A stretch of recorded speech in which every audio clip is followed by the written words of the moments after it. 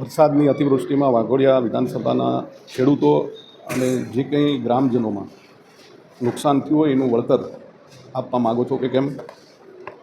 વાઘોડિયામાં 7/12 બંધ કરી અને પ્રોપર્ટી કાર્ડ માટેની જે કાર્યવાહી છે એની અંદર ખૂબ મોટા પ્રમાણમાં 7/12 બંધ થઈ ગયા. એ લોકોને સામે કોઈ પણ જાતની પ્રોપર્ટી કાર્ડ આપવાની વ્યવસ્થા આ લોકોએ કરી નથી.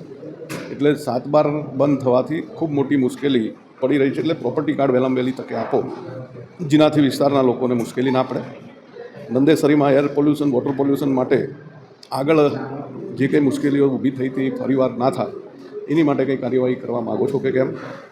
સાથે સાથે જે માપણી સીટોમાં આજે મારી જમીનની મેં માપણી કરાવરાવી તો એની અસર આજુબાજુના 10 ખેડૂતોને પડતી હોય છે. તો એની માટે કંઈક સુધારો કરો કે જેથી કરીને આજુબાજુના 10 લોકોને પણ માપણી સુધારવા આવવું પડે નહીં અને ઝઘડાઓ ના થાય. વિશેષ વાઘોડિયા તાલુકાની અંદર જે કંઈ નાના મોટા વીજ પ્રોબ્લેમો છે એને તમે વહેલામાં વહેલી તકે સોર્ટ આઉટ કરવા માગો છો કે કેમ? આ વગેરે પ્રશ્ન આજના હતા મારા. ખાસ કરીને જે કંઈ આંગણવાડીઓ જર્જરિત છે એને વહેલામાં વહેલી તકે નવી બનાવો, આ પણ એક મારી રજૂઆત છે.